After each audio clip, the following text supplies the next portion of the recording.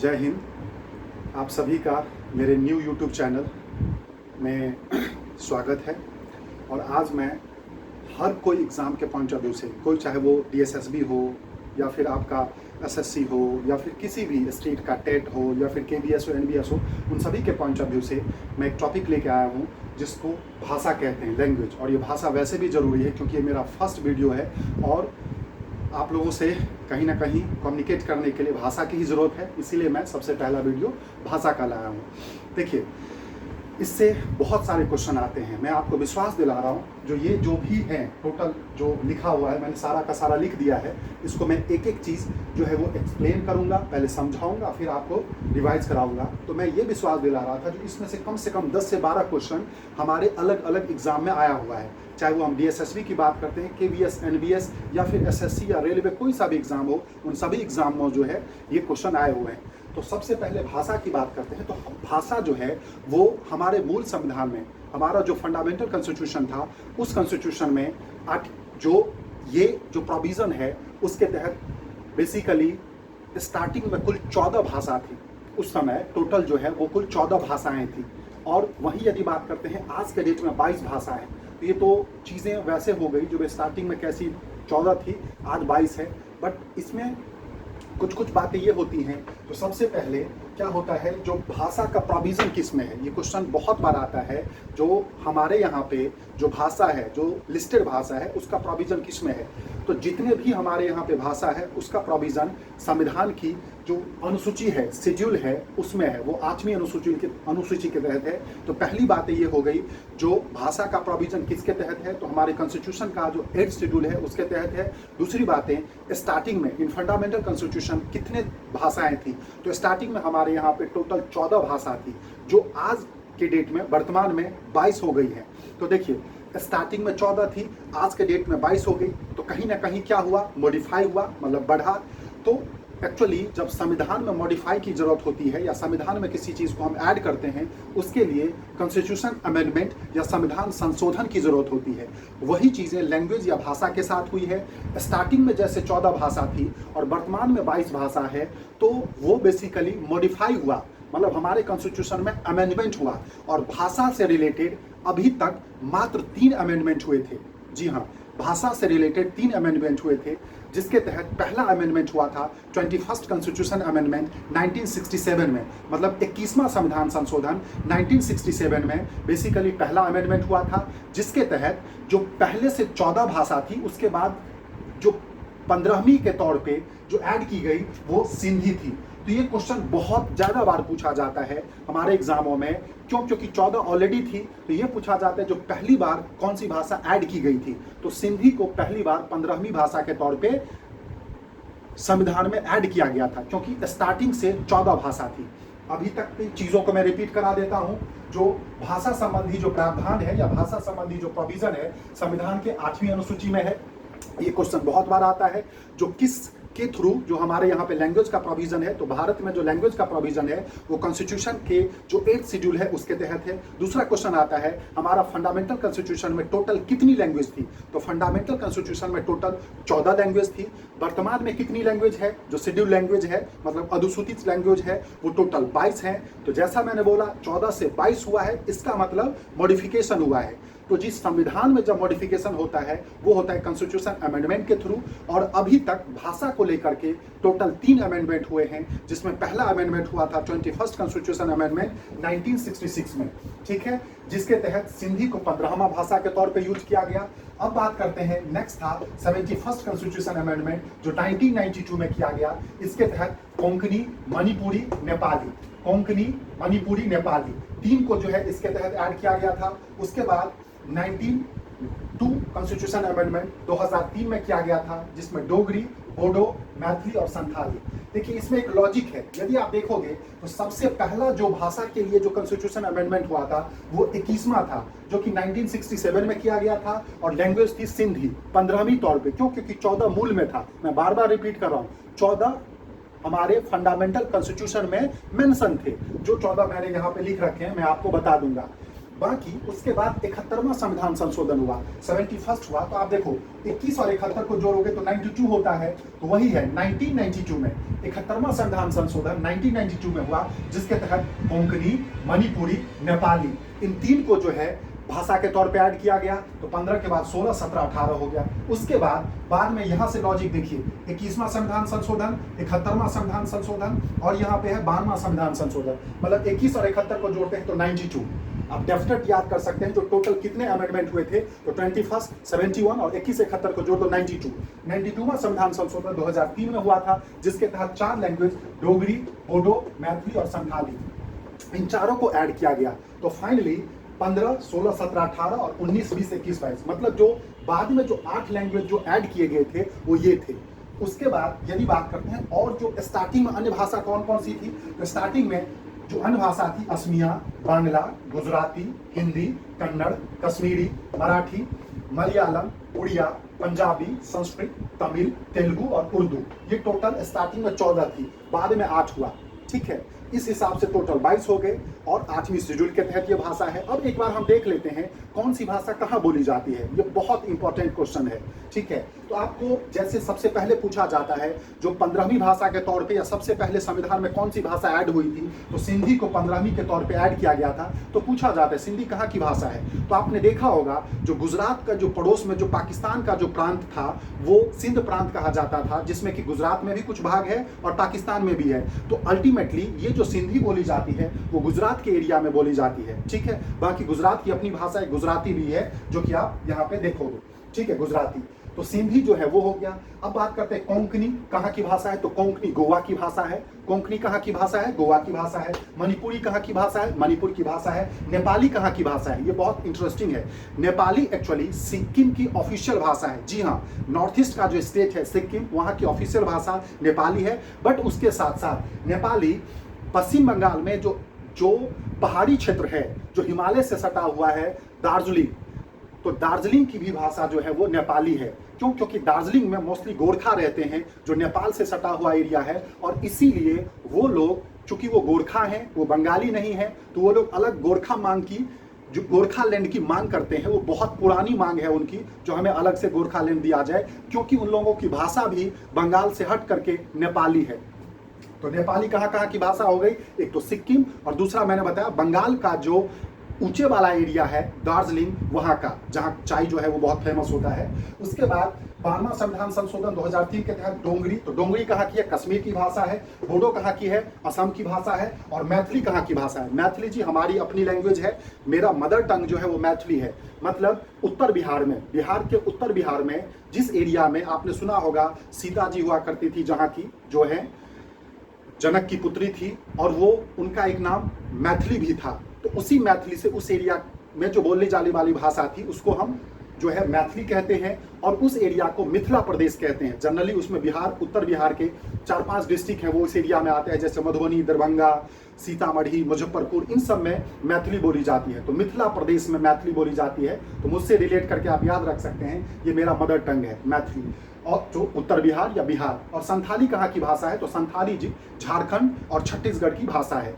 संथाली मतलब संथाल जो ट्राइबल हैं, संथाल जनजाति हैं, उस जनजाति की भाषा संथाली है। और आपको बहुत इंटरेस्टिंग बातें बताऊं, जो वर्तमान के हमारे जो 15वें राष्ट्रपति हैं श्रीमती द्रौपदी मुर्मू जो हैं, वो बेसिकली संथाल जनजाति से ही हैं, और वो भारत की पहली ऐसी जनजाति से पहली राष्ट्रपति बनने वाली पहली जो है ऐसी व्यक्ति हैं जो कि जनजाति से बनी हुई है।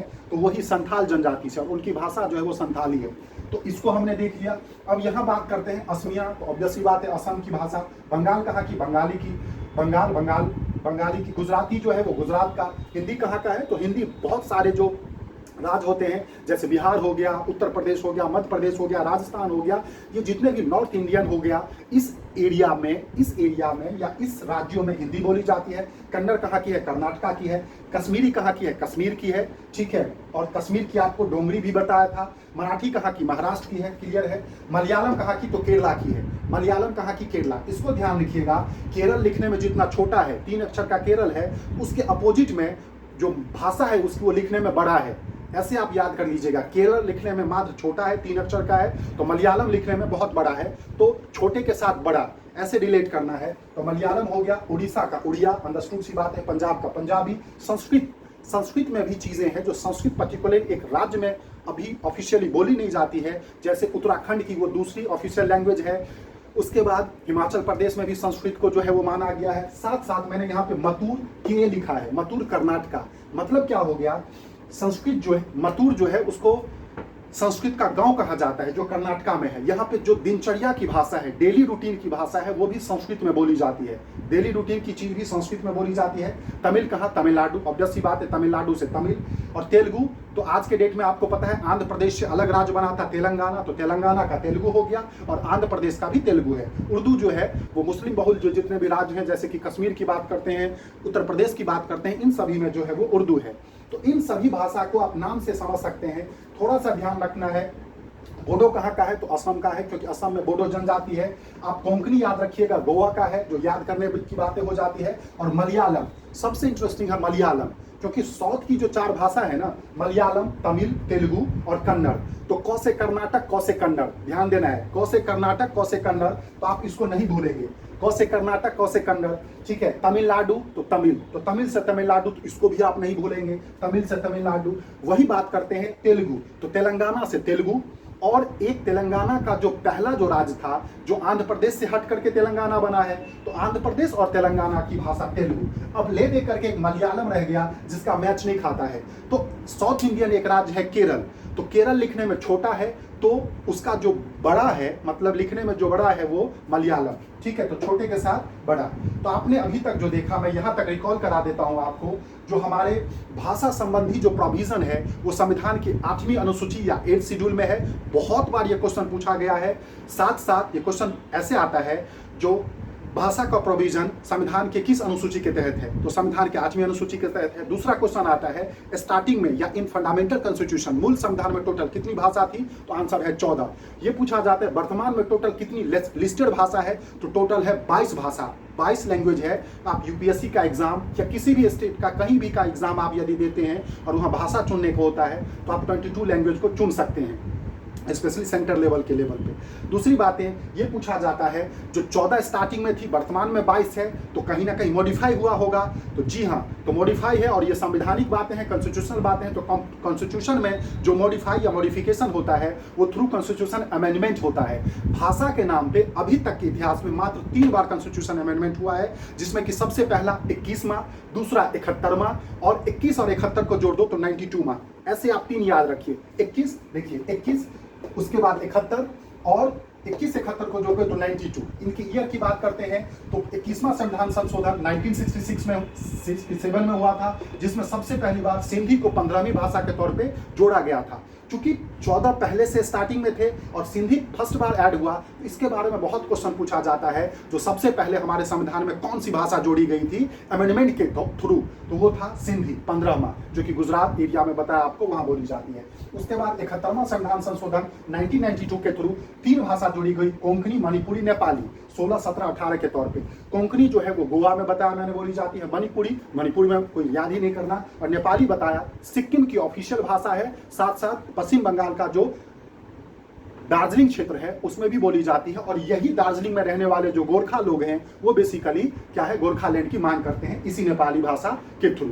उसके बाद 21-71 को ऐड करके 92वां संविधान संशोधन 2003 में, जिसके थ्रू क्या है, डोगरी, बोडो, मैथिली और संथाली जोड़ी गई थी। बोला था डोगरी कहाँ की भाषा है, कश्मीर की, हालांकि कश्मीर की एक भाषा कश्मीरी भी है।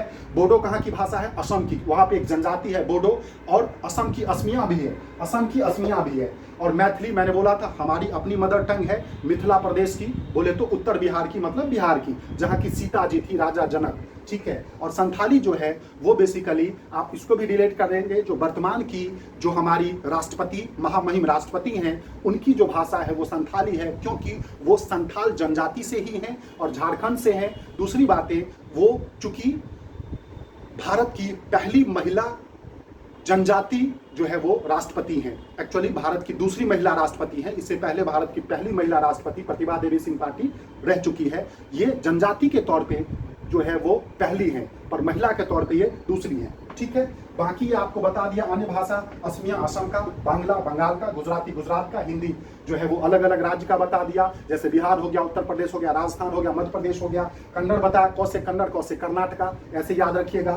कश्मीरी, कश्मीर का ऑब्वियस सी बात है, मराठी महाराष्ट्र का कुछ नहीं, मलयालम बताया था, मलयालम लिखने में बड़ा है और इसका जो राज्य है वो लिखने में छोटा है, आप ऐसे याद करें, केरल लिखने में छोटा है तो केरल का मलयालम, उड़ीसा उड़िया, नो कंफ्यूजन, पंजाबी पंजाब, संस्कृत बताया था जो उत्तराखंड, हिमाचल प्रदेश और कर्नाटका वगैरह इन सब में बोली जाती है, और कर्नाटका एक जगह है मतूर जो कि संस्कृत के लिए क्या है, उसका गांव बोला जाता है।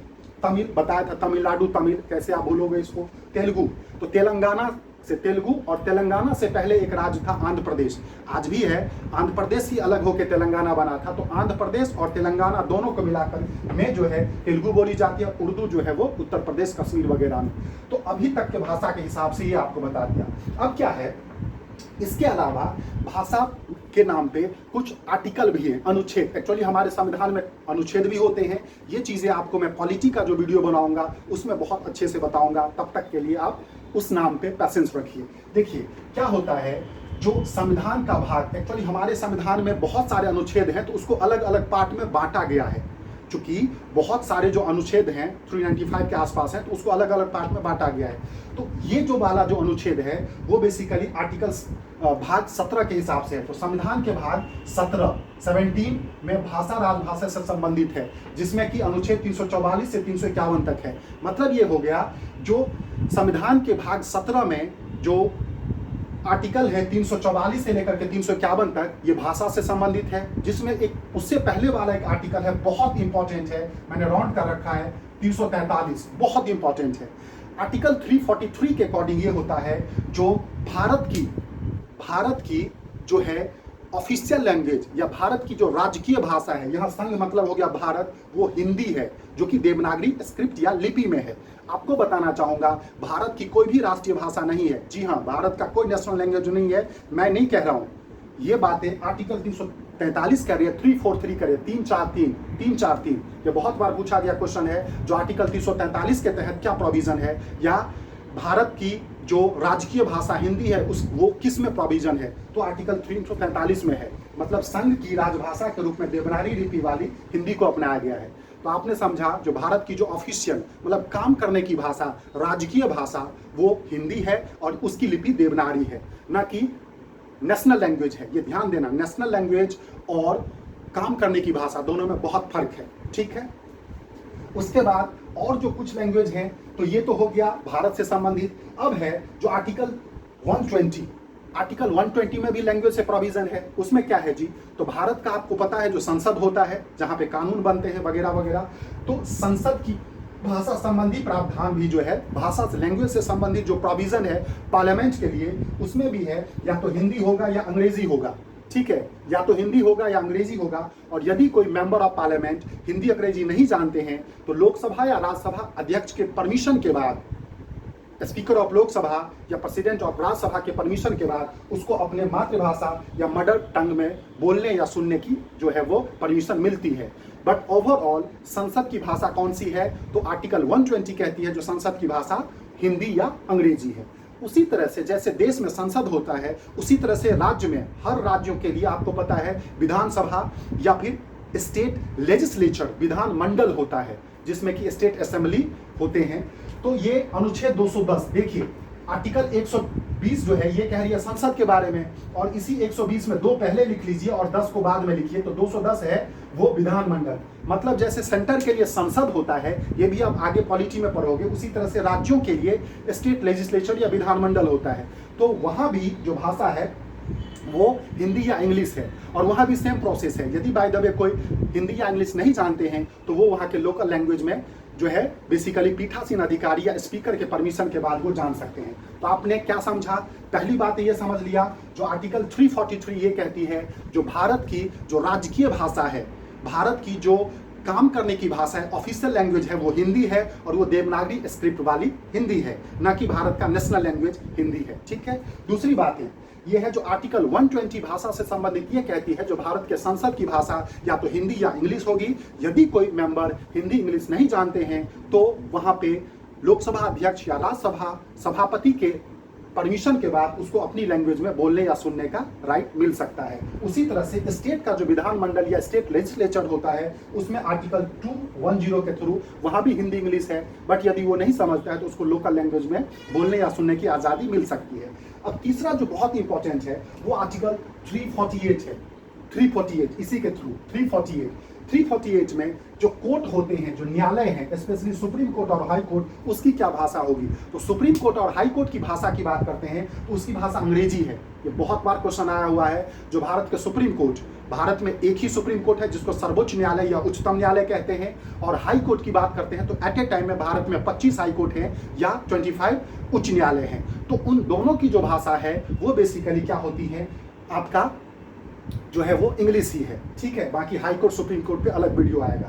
अब बात करते हैं आर्टिकल 345। आर्टिकल 345 में ये कहा गया है जो प्रत्येक राज्य के लिए राजभाषा का प्रावधान है। मतलब कोई भी राज्य हो, उन सभी राज्य में वहाँ जो भाषा बोली जाती है उनमें से कोई भी एक भाषा वहाँ की अपनी स्टेट लैंग्वेज होगी, वहाँ की एक ऑफिशियल लैंग्वेज होगी, कोई भी एक भाषा, ठीक है। दूसरी बात ये कहा गया है जब किसी स्टेट का सेंटर के साथ जो कम्युनिकेशन होता है, मान लो लेटर आदान प्रदान होता है, उस कंडीशन में वो लेटर किस में जाएगा, तो सेंटर की जो ऑफिशियल भाषा होती है ना उसमें उस स्टेट को वो क्या है, कम्युनिकेशन होगा। बट बाय द वे वो स्टेट क्या होगा, जो गैर हिंदी वाला होगा, मतलब जहाँ पे हिंदी नहीं जाना जाता है, तब वहाँ पे उस राज्य की जो भाषा है उसमें भी ट्रांसलेट होकर के कम्युनिकेशन होगा। मतलब ध्यान दीजिएगा, यदि किसी राज्य का सेंटर के साथ कोई कम्युनिकेशन होता है, कोई लेटर जाता है, किसी तरह की बातचीत होती है, तो वो बेसिकली सेंटर की जो भाषा है उस लैंग्वेज में होगी। और सेंटर की भाषा आपको बताया जो काम करने की भाषा कौन सी है, ये हिंदी है। बाय द वे यदि जैसे साउथ इंडियन स्टेट हैं जहाँ पे हिंदी नहीं बोली जाती है, वहाँ की ऑफिशियल लैंग्वेज हिंदी नहीं है, तो वहाँ उस लैंग्वेज से भी कम्युनिकेशन होगा।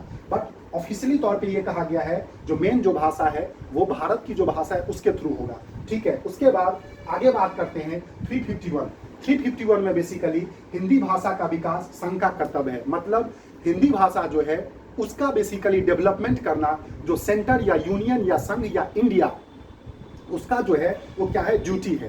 तो आपको जो ये आर्टिकल है भाषा से संबंधित, जिसमें सबसे पहले आपको क्या बताया, जो भाग 17 में 344 से 351 तक आर्टिकल है, जिसके तहत सबसे पहले 343 याद रखना है, 343 इसमें संघ की राजभाषा के रूप में देवनागरी, मतलब हिंदी जो है वो भारत की ऑफिशियल काम करने की भाषा है। उसी के तहत किसी संसद की जो भाषा या तो अंग्रेजी या हिंदी है, वही जो विधानमंडल है, स्टेट लेजिस्लेचर है, आर्टिकल 210 के थ्रू उसकी भाषा क्या है, या तो हिंदी या अंग्रेजी हो सकता है। वहीं पे किसी भी कोर्ट की, स्पेशली सुप्रीम कोर्ट और हाई कोर्ट की क्या भाषा है, तो अंग्रेजी है। देखिए सबकी अपनी अपनी बातें और आर्टिकल बताती है, इसका मतलब कितना ज़्यादा ये इंपॉर्टेंट है आप समझिए। उसके बाद 345 के थ्रू हर राज्य की अपनी कोई ना कोई ऑफिशियल लैंग्वेज होगी।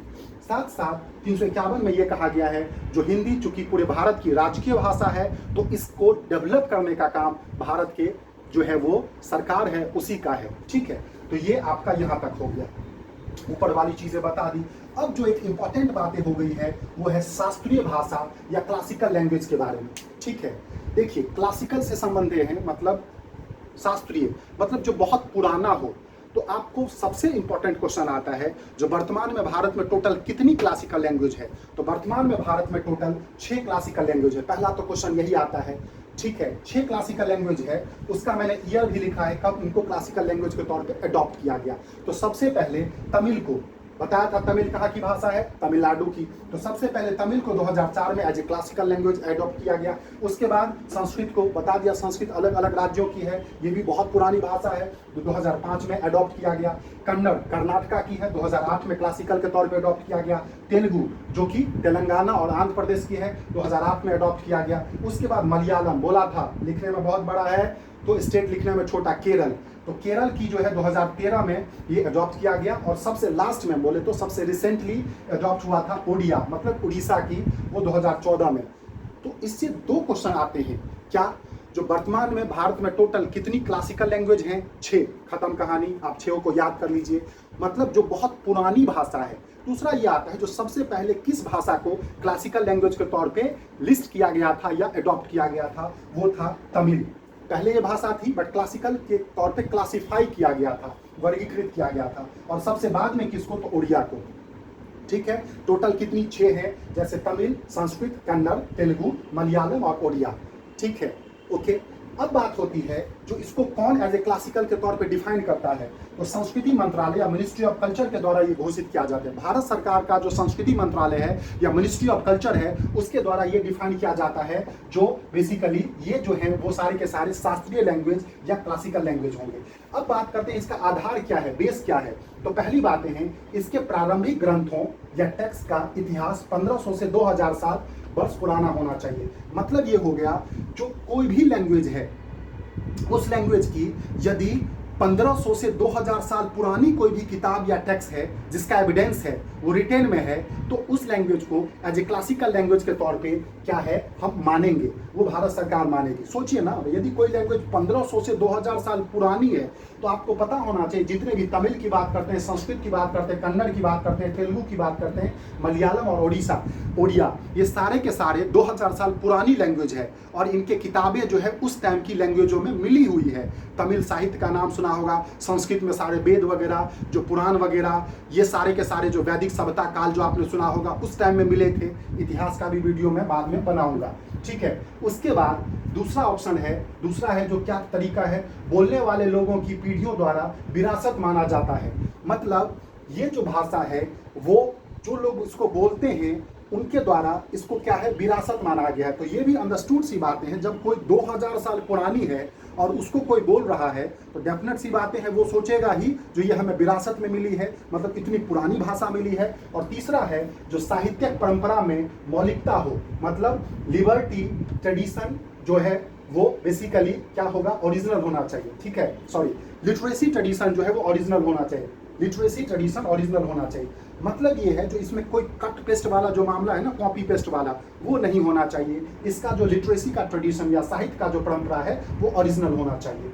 तो मतलब यदि ये 3 क्राइटेरिया है, सबसे पहली बात है जो कोई भाषा जिसकी कोई किताब 1500 से 2000 साल पुरानी यदि हमें मिली है, उस कंडीशन में वो रिटेन में मिली है, तो उस कंडीशन वो भाषा जो है क्लासिकल के तौर पे डिफाइन की जा सकती है। साथ साथ जिसमें ओरिजिनलिटी हो, जो कट पेस्ट वाला मतलब मॉडर्न वाला जो है उसमें ऐड ना हो।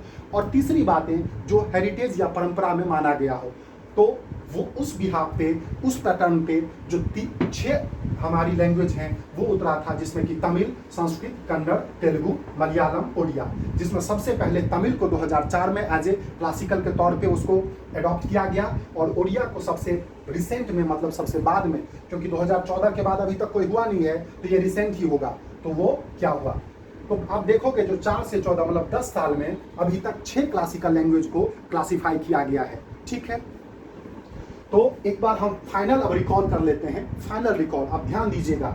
ठीक है, जो सबसे पहले भाषा संबंधी जो प्रावधान है वो संविधान के 8वीं अनुसूची में है या 8th शेड्यूल में किया गया है। बहुत बार क्वेश्चन पूछा गया है जो भाषा का प्रोविजन किस शेड्यूल में है, तो संविधान के 8वीं अनुसूची में है। ठीक है, मूल संविधान फंडामेंटल कॉन्स्टिट्यूशन में 8वीं अनुसूची के तहत केवल 14 भाषा थी, मतलब फंडामेंटल कॉन्स्टिट्यूशन में टोटल 14 भाषा थी जो वर्तमान में बढ़कर 22 होगी, मतलब एट प्रेजेंट टोटल 22 हैं। तो ऑब्वियस सी बात है संविधान में शुरू में 14 थी, अब 22 हो गए, तो कहीं ना कहीं संविधान में अमेंडमेंट हुआ होगा, क्योंकि संविधान कॉन्स्टिट्यूशन में कुछ भी ऐड होता है तो अमेंडमेंट के थ्रू होता है। तो जी हाँ, भाषा के थ्रू भाषा के लिए मात्र 3 अमेंडमेंट हुए थे। सबसे पहला अमेंडमेंट हुआ था 21st कॉन्स्टिट्यूशन अमेंडमेंट 1967। ठीक है, दूसरा अमेंडमेंट हुआ था 71st कॉन्स्टिट्यूशन अमेंडमेंट 1992, 21 और 71 को जोड़ोगे तो 1992। और तीसरा जो हुआ था और लॉजिकली है, पहला 21वां, दूसरा 71वां, तो 21 71 को जोड़ दीजिए 92वां, 21 71 को जोड़ के 92वां, मतलब 3 अमेंडमेंट। ईयर की बात करें तो पहले का ईयर 21वां का 1967 था, दूसरे की बात करें 71वां का ईयर 1992 था, और तीसरा जो था 92वां अमेंडमेंट उसका ईयर 2003 था। तो 14 हमारे जो है वो मूल संविधान में 14 भाषा थी, और 15वें के तौर पे सबसे पहले सिंधी को जोड़ी गई थी 15वीं भाषा के तौर पे। तो ये बहुत बार पूछा जाता है जो भारतीय संविधान में सबसे पहले किस भाषा को जोड़ा गया था। ठीक है, अमेंडमेंट के तौर पे तो वो सिंधी को जोड़ा गया था 15वें के तौर पे। उसके बाद कोंकणी, मणिपुरी, नेपाली 71वें संविधान संशोधन 1992 के तहत, और 92वां जो है के तहत 2003 में डोगरी, बोडो, मैथिली, संथाली। ठीक है, ओरिजिनल में 14 थे। आपको बताया था सिंधी जो है वो गुजरात एरिया में सिंध प्रांत तरफ जो बोली जाती है, कोंकणी जो है वो गोवा में बोली जाती है, मणिपुरी मणिपुर में बोली जाती है, नेपाली बोला था सिक्किम में बोली जाती है, और साथ साथ जो पश्चिम बंगाल का जो दार्जिलिंग का क्षेत्र है उस एरिया में बोली जाती है। और इसी भाषा के आधार पे उस एरिया के जो गोरखा लोग हैं वो बेसिकली अलग गोरखालैंड की मांग करते हैं, बहुत दिनों से उनका जो है वो चलता है। ठीक है, दूसरी बात है, डोगरी की बात करते हैं तो कश्मीर की भाषा है। बोडो जो है वो असम की भाषा है, क्योंकि वहाँ पे बोडोलैंड, अलग असम में ही यही भाषा बोलने वाले अलग बोडोलैंड की मांग करते हैं। यहाँ बोला था अलग गोरखालैंड की मांग करते हैं सिक्किम, ये पश्चिम बंगाल में, बट बोडो वाले जो हैं वो असम में अलग बोडोलैंड की मांग करते हैं, ये ध्यान दीजिएगा। मैथिली मैंने बोला था मेरी अपनी, हमारी अपनी जो है वो मदर टंग है। मिथिला प्रदेश मतलब सीता जी जहाँ की थी, राजा जनक जहाँ के थे, उस एरिया में जो है मैथिली बोली जाती है। मधुबनी, दरभंगा, सीतामढ़ी, मुजफ्फरपुर, बिहार, उत्तर बिहार के एरिया में, ठीक है, मतलब बिहार। और संथाली बोला था, ये बेसिकली ट्राइबल की भाषा है। संथाल ट्राइबल है, जनजाति है, उसी की भाषा संथाली है। और हमारे लिए आज के डेट में जो हमारी महामहिम राष्ट्रपति जी हैं वो इसी संथाली भाषा से संबंधित है, संथाल जनजाति से हैं, और भारत की पहली राष्ट्रपति हैं जो जनजाति से हैं। ठीक है, तो यही वो झारखंड से हैं। उसके बाद और स्टार्टिंग की जो 14 भाषा थी जिसमें असमिया असम का था, बंगाल बंगला, गुजराती का गुजरात, हिंदी बता दिया था आपको, उत्तर प्रदेश, बिहार, मध्य प्रदेश, राजस्थान, मतलब नॉर्थ स्टेट जितने हुए हैं उनमें कन्नड़, कर्नाटका, कौसे कन्नड़ कौसे कर्नाटका, कश्मीरी क्लियर है। और कश्मीर का एक दूसरी है आपका डोगरी भी, मराठी मराठा, कोई कंफ्यूजन नहीं। मलयालम, लिखने में मलयालम बड़ा है, स्टेट का नाम छोटा है, तो लिखने में जो बड़ा है उसका स्टेट छोटा होगा, तो मलयालम का केरल, उड़ीसा उड़िया, पंजाबी पंजाब, संस्कृत बताया था जो ये आपका उत्तराखंड, हिमाचल प्रदेश, कर्नाटक। और कर्नाटक के जो मथुर जगह हैं उसको संस्कृत का गांव कहा जाता है। वहाँ पे जो दैनिक यूज से संबंधित जो भी बातें हैं वो भी संस्कृत में ही बोली जाती है, अहम गच्छामि। ठीक है, तमिल की बात करते हैं तो तमिल, तो से तमिल, तमिलनाडु, तमिलनाडु, तो भाई तमिलनाडु तमिल की भाषा है, कैसे आप बोलोगे? तमिलनाडु जो लिखते हैं उसमें भी स्टार्टिंग में तमिल ही है ना, तो तमिलनाडु लिख लीजिएगा इसको। तेलुगु, तो भाई तेलंगाना, तो तेलंगाना की भाषा तेलुगु, और तेलंगाना से पहले आंध्र प्रदेश दोनों साथ थे, तो आंध्र प्रदेश और तेलंगाना की भाषा तेलुगु। उर्दू जो है वो बेसिकली उत्तर प्रदेश, कश्मीर वगैरह इन सब एरिया में ये बोली जाती है। ठीक है, उसके बाद बोला था जो भाषा से संबंधित कुछ आर्टिकल हैं जो कि संविधान के भाग 17वें में है, और 44 से लेकर के 51 तक, 344 से 351 तक आर्टिकल है, जिसमें सबसे पहला आर्टिकल 343 है। उसी के तहत ये प्रोविजन है जो हिंदी भारत की राजकीय भाषा है, ऑफिशियल लैंग्वेज है, काम करने की भाषा है पूरे देश की, और वो बेसिकली देवनागरी लिपि में है। तो क्वेश्चन पूछा जाता है भारत की हिंदी किस लिपि में है भाषा, तो वो देवनागरी लिपि में है, और ये भारत की ऑफिशियल लैंग्वेज है। ध्यान देना है, राष्ट्रभाषा नहीं है, प्लीज, ये मैं नहीं कह रहा हूँ, आर्टिकल 343 कह रही है। उसके बाद कुछ अलग अलग जगहों की भाषा के लिए संविधान में क्या है, आर्टिकल है। आप एक चीज ध्यान देना, यदि हमारे संविधान में आर्टिकल है तो आपको उसको नींद में भी याद रखना होगा उसके बारे में, क्योंकि आर्टिकल 120 कहती है संसद की भाषा हिंदी या इंग्लिश है, और यदि कोई मेंबर, संसद का मेंबर या पार्लियामेंट का मेंबर जो है सांसद, वो यदि उस भाषा को नहीं जानता हिंदी इंग्लिश को, तो उसको लोकल लैंग्वेज में लोकसभा अध्यक्ष या राज्यसभा के अध्यक्ष के आदेश के बाद उसको बताया जा सकता है। उसी तरह से आर्टिकल 120 था, तो बोला था 2 पहले लिख लीजिए 10 बाद में, तो आर्टिकल 210 जो है वो विधानमंडल की भाषा है, मतलब स्टेट लेजिस्लेचर। जैसे राज्यों में संसद का ही छोटा भाई होता है, उसको हम विधानसभा कहते हैं, तो विधानमंडल का ही एक पार्ट होता है विधानसभा। ये हम सब आगे पॉलिटी के वीडियो में पढ़ेंगे। तो वहाँ की भी भाषा जो है वो अंग्रेजी या हिंदी है। अब बात करते हैं आर्टिकल 348, तो ये है कोर्ट की बेसिकली, मतलब भारत में जो सुप्रीम कोर्ट है जो एक ही बताया था, और हाई कोर्ट टोटल 25 हैं, इन दोनों की भी भाषा जो है वो अंग्रेजी है, किसी भी कंडीशन में, और कोई दूसरा नहीं है। यदि बाय द वे किसी राज्य में, कहीं किसी राज्य में किसी हाई कोर्ट के कोई जजमेंट यदि कोई नहीं समझ पा रहे, तो उसको प्रोवाइड कराने के लिए राज्यपाल के आदेश पे उसको उस लैंग्वेज में भी कराया जा सकता है। उसके बाद आर्टिकल 345 ये कहती है जो हर राज्य की अपनी कोई ना कोई राजकीय भाषा होगी, मतलब हर राज्य में जितनी भाषा बोली जाती है उसमें से कोई ना कोई उसकी एक जो है वो राजकीय भाषा होगी। साथ साथ किसी राज्य का जब सेंटर के साथ कम्युनिकेशन होता है, पत्र लेटर आता जाता है, उस कंडीशन में उस राज्य को सेंटर की जो ऑफिशियल लैंग्वेज है उसी में लेटर जाएगा, यानी हिंदी में। बट यदि बाय द वे वह राज्य हिंदी क्षेत्र वाला नहीं है, मतलब वहाँ पे हिंदी नहीं बोली जाती है, उस कंडीशन में उस राज्य की जो भाषा है ऑफिशियल, उसमें कम्युनिकेशन होगा, मतलब हिंदी में भी होगा और वो उसमें ट्रांसलेट करके होगा। ठीक है, साथ साथ आर्टिकल 351 ये कहती है जो हिंदी भाषा का विकास संघ का कर्तव्य है, मतलब यूनियन ऑफ स्टेट, यूनियन जो है मतलब भारत सरकार जो है उसका हिंदी को डेवलप करने का वो है। क्यों? क्योंकि हिंदी पूरे देश की जो है राजकीय भाषा है। ठीक है, अब बात करते हैं उसके बाद शास्त्रीय भाषा है, क्लासिकल लैंग्वेज की बात है। तो मैंने बोला था वो लैंग्वेज क्लासिकल लैंग्वेज कहलाती है, बेसिकली सांस्कृतिक मंत्रालय या मिनिस्ट्री ऑफ कल्चर ये डिसाइड करता है, वो कहलाती है जो बेसिकली जिसका कोई ग्रंथ या बुक जो है वो 1500 या 2000 साल पुराना मिला हो, जिसका एविडेंस हो, जो एक ट्रेडिशन में विरासत में मिला हो, जिसमें कोई किसी तरह का क्या हो कट एंड पेस्ट वाली बातें नहीं हो, मतलब कॉपी नहीं किया गया हो, तो इस तरह की लैंग्वेज जो है वो क्लासिकल लैंग्वेज कहा जाता है। आज के डेट में भारत में टोटल 6 क्लासिकल लैंग्वेज हैं, जिसमें तमिल बताया था 2004 में अडॉप्ट किया गया, संस्कृत 2005 में, कन्नड़ 2008 में, तेलुगु 2008 में, मलयालम 2013 में और ओडिया 2014 में। तो सबसे पहले तमिल को अडॉप्ट किया गया था 2004 में और सबसे बाद में ओडिया को जो है 2014 में अडॉप्ट किया गया था, और मात्र 6 हैं। आप गौर करोगे जो जितने भी पुराने राज्य हैं ना, जो पुराने वाले हैं, तमिल, संस्कृत, कन्नड़, तेलुगु, मलयालम और ओडिया, ये सारे के सारे क्लासिकल लैंग्वेज हैं, ठीक है। तो इसमें से आप ये देखें जो कम से कम यदि बात करते हैं तो 10 से 12 क्वेश्चन जो है अलग अलग एग्जामों में पूछा जाता है। स्पेशली साउथ इंडिया की जो भाषा है उसका खूब पूछा जाता है। कर्नाटका का क्या है, तो कर्नाटका का कन्नड़, कौसे कर्नाटक कौसे कन्नड़। तमिलनाडु का क्या है, तो भैया तमिल जो है उसी से तो तमिलनाडु लिखा जाता है ना, तो तमिलनाडु का तमिल होगा। तेलुगु किसका है, तो आंध्र प्रदेश और तेलंगाना। आपको पता होगा आंध्र प्रदेश से ही अलग एक राज्य बना था तेलंगाना, तो उसी का जो भाषा है वो तेलुगु है। बस लास्ट में जो साउथ इंडिया की एक भाषा रह जाती है मलयालम, तो मलयालम लिखने में बड़ा है तो उसका छोटा स्टेट होगा, मतलब केरला, ठीक है। बाकी और कोई भी महाराष्ट्र मराठी, गुजरात गुजराती, मतलब किसी में आपको कंफ्यूजन नहीं होगी। बाकी जो मॉडिफाई करके मतलब अमेंडमेंट करके जो भाषा बनी थी वो 8 ये थी, स्टार्टिंग में 14 थी, ठीक है। तो इस हिसाब से भाषा का कंप्लीट जो है वो आपको बता दिया गया है।